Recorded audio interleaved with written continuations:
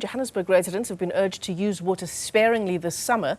The city's water utility says the consumption rate is beginning to soar ahead of the hot summer months. Rand Water has already placed Gauteng under level 1 restrictions from the 1st of September. That's set to run until the 31st of March next year. Let's unpack the story further with Benoit Le Roy, who is the director at Water Ledger South Africa. Benoit, thanks very much for joining us. And thanks for your patience as well. Perhaps as a start, give us a sense of what it is Water Ledger South Africa does. So we're busy rolling out, let's say, the digital toolbox in being able to increase the governance on water trading, water sales, pollution control, etc. So globally, there's quite a big drive in digitizing, the water value chain. So that's where we're at, between the 5th and 6th industrial revolution. Right. And a big job it is. Are you concerned, and I imagine you are as residents of Johannesburg and Gauteng are, that just at the start of the summer months, I mean, we've had a handful of hot days and we've already been placed under level 1 restrictions? Yes, so, I've been tracking it very closely. So right through winter, the demand hasn't changed. The last 3 winters, it hasn't changed in Gauteng.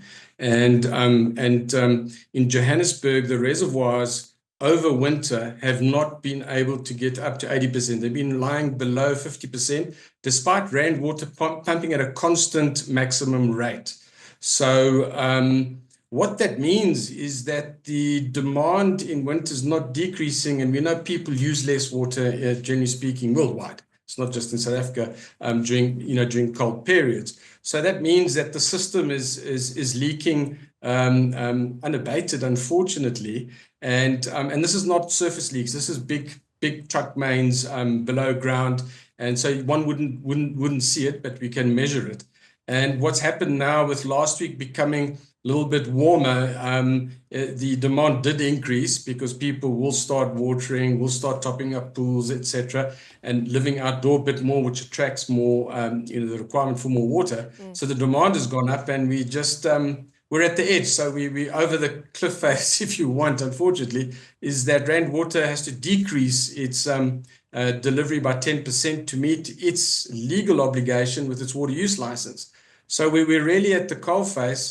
The solution is not a quick one, unfortunately, apart from water shedding. And the water shedding can be voluntary or unplanned. At the moment, it's planned in certain areas where reservoirs are being shut at night for them to be able to build up the pressure. The problem with that is that downstream of that reservoir, it runs dry. And when you refill it, you get air pockets, and air pockets sometimes block the water, or you get water hammer that bursts the pipe.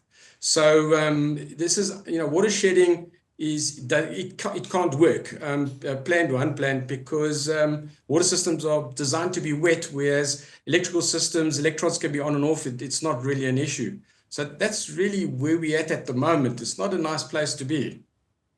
Yeah, and the narrative always is, and Dr. Ferial Adam from another organization, Water Can, has expressed as much as well. The narrative, whenever there are water challenges, or we're having shortages, or we're on stage 1 of water shedding, is that it's blamed on residents, that it's blamed on high consumption. But is that really true? It's 100% untrue. And in actual fact, I've had discussions with some fairly senior people, and the narrative is starting to change.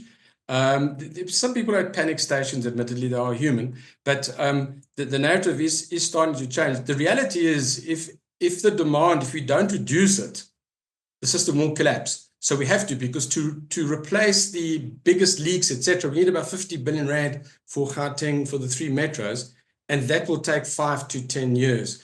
And those tenders haven't gone out because the delivery mechanism is quite complicated. And you can't replace everything. This is to replace part of it. The assets for Joburg are over 113 billion on their own. So the system is old, decrepit. It hasn't been looked after. It needs to be, but that's a very slow process. So if industry, commerce, and households do not reduce their consumption, what's going to happen is it will be reduced for us, because the system just stops delivering. And we've seen that happening. So the blame shouldn't be on residents, but now residents, we are the only ones who can actually help the system. And otherwise, the results are going to be even more painful for us. But I think it's the way it's communicated that has to be changed, and not blaming anybody, saying this is where we're at, and we need help and cooperation. And I think we'll get to that. We're on a few chat groups, and I think the message is starting to sink in, because throwing the blame at residents and business just gets people's backs up, and that's unnecessary. They don't cooperate as well. So I think things are starting to change slowly. Yeah, I mean, you'll know better, Benoit, but did we not just do an upgrade or some kind of massive maintenance project in Johannesburg, insofar as our water infrastructure is concerned?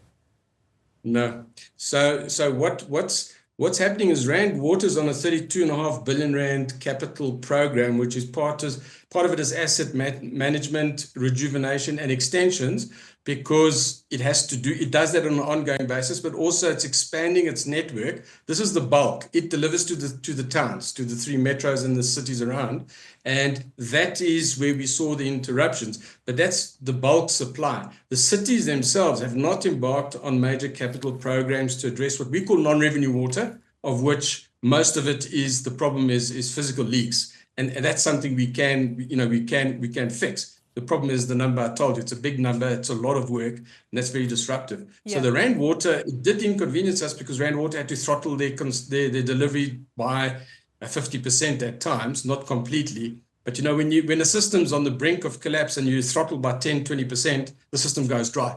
And that's what we felt the Rand Water intervention, although we shouldn't have. We should have enough storage. We should have 2 days storage in our system, and we don't have that.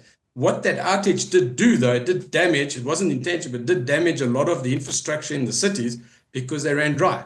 And once you recharge them, you damage the vulnerable parts of the network. So the pipes do tend to break down. Yeah. So we've got unintended consequences, because the system is vulnerable, and it shouldn't be. We're paying good money for this.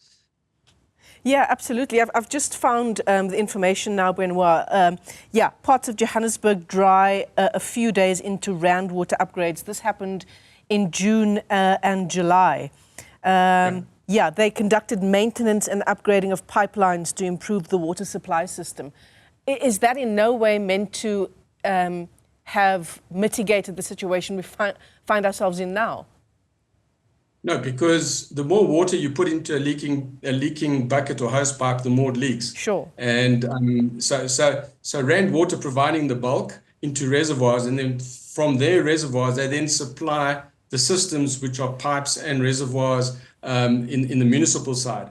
So there's that battery limit. So Rand Water have done their side of the deal. Now the cities have to do their side, but that's not a month exercise. As I said, that's a multi-year exercise. So that's the distribution side of it. So the wholesale is done by Rand Water, and distribution, like in retail, is done by the cities. Mm-hmm. It's the retail or distribution side that is the problem at the moment. It's a global issue. It's just that South Africa's issue is double that of the global norm. So our non-revenue water is at 47%, and generally speaking in the world it's 15 to 25. So we're quite acute. So we don't have any battery or any reserve for hot weather, etc. What happens is we just run out of water, and so we need to get past this vulnerability, and we need to expedite things, and we can't do them as normal. We're going to have to intervene and do this, in public-private partnerships, but rapidly.